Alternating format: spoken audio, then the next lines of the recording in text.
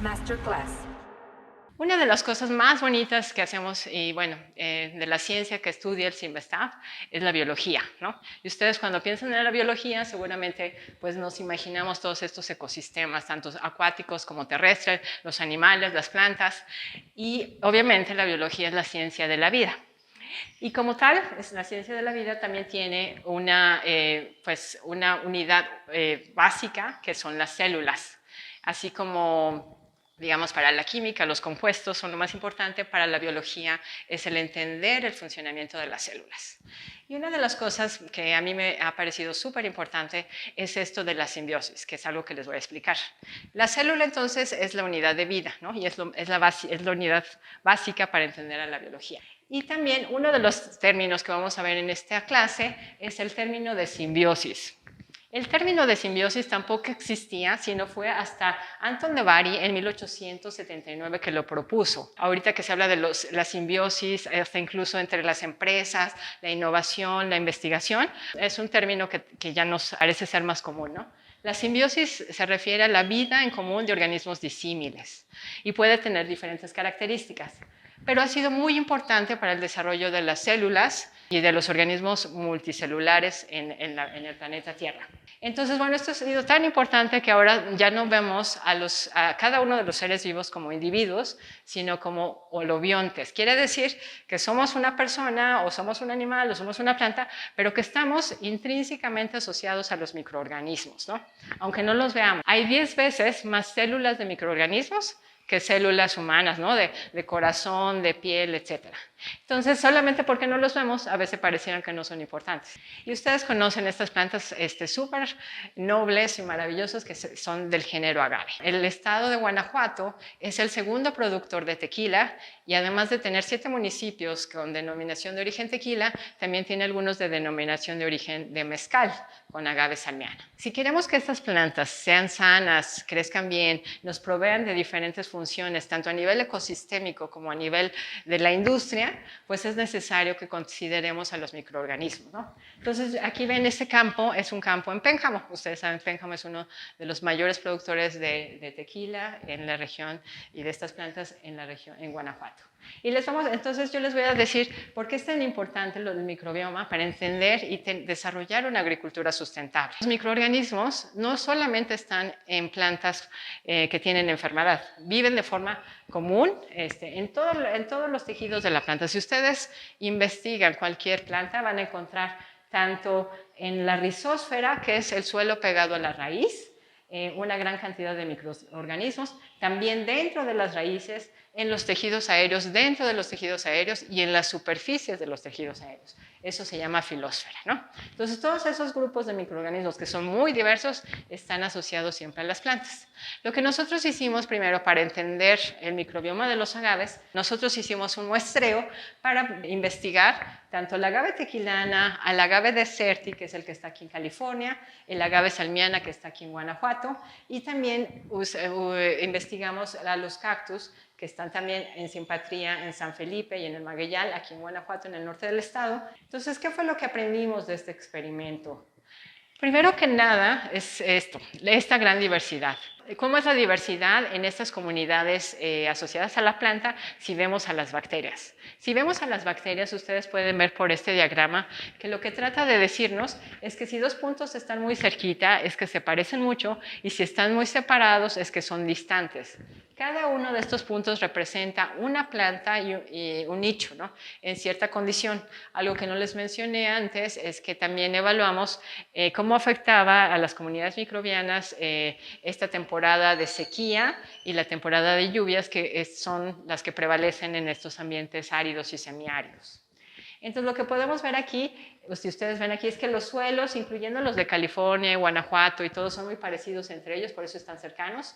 Y conforme nos acercamos a la planta, en la parte exterior, tenemos lo que es en rojo la rizósfera y la filósfera, y conforme nos metemos a la planta tenemos comunidades que son cada vez más diferentes, ¿no? Y que se separan más y que tienen incluso una influencia también de la especie. Pero uno de los puntos clave que nos preocupa obviamente es que nosotros necesitamos de los agaves. El agave tequilana sabemos que ha tenido un proceso hasta cierto punto, domesticación para producir tequila. Entonces nos interesaba ver cómo se veía la diversidad en un agave cultivado con los agaves silvestres. Y pues aquí vemos a los tres. El agave tequilana es el agave que tenemos cultivado aquí en Guanajuato y en Jalisco y en otros estados de la República Mexicana, y agave salmiana y desertis son los que viven de forma más silvestre en los ambientes terrestres. Entonces, algo que notamos y que los marqué aquí en rojo es que el agave tequilana sí tiene menos diversidad microbiana, ¿no? Estos índices nos indican, por ejemplo, aquí que es casi 2, aquí en la filósfera es 2.5, mientras que los agaves silvestres tienen hasta un valor de 5 como promedio, ¿no? Y entonces esto nos sugiere que el agave tequilana, por el manejo que le estamos dando de forma agronómica, está perdiendo diversidad. Y eso no solamente se ve con estos índices de diversidad, sino también se ve con las interacciones, con las redes que se construyen. Ustedes pueden ver que la red de agave tequilana con respecto a la agave salmiana, que crecen más o menos en los mismos ambientes, ¿no? Aquí en el estado de Guanajuato, se ve como muchos más nodos, más interacciones, etc. Lo que sugiere que a nivel como de sistema es mucho más resiliente y robusto el agave salmiana que el agave tequilana. Tal vez ustedes sepan que todos los organismos vivos emitimos ciertos aromas, ¿no? Y estos aromas les llamamos compuestos volátiles. Son volátiles porque tienen un peso bajo, una baja presión de vapor, quiere decir que se volatilizan rápidamente, o sea, se vuelven a la presión atmosférica, se vuelven gases y los podemos detectar como aromas, ¿no? Son la mayoría de los perfumes, ¿no? Cuando entramos a un bosque, estos volátiles, por ejemplo, que son terpenos, en el caso del bosque, nos dicen, ¿no? Ya están las plantas y están exudando estos volátiles. Pues una de las cosas que nosotros hicimos con estos microorganismos asociados a agaves y cactus es preguntarnos si tenían la capacidad de emitir compuestos volátiles que influyeran en el crecimiento de las plantas. Y aquí les muestro entonces son unas placas Petri, como tal vez conozcan del laboratorio, donde tenemos una de las plantas modelos que usamos. Aquí ustedes la ven, es el control, y aquí no hay ningún microorganismo. Pero en todos los otros ya existe un microorganismo, ¿no? Que está creciendo con él, y entonces la planta puede censar estos volátiles que se generan por el vecino, ¿no? Que no lo está tocando, pero está ahí. Y si se fijan entonces en estos fenotipos, lo que nosotros detectamos es que muchos de estos microorganismos hacen con estos volátiles que la planta cambie completamente su respuesta de crecimiento.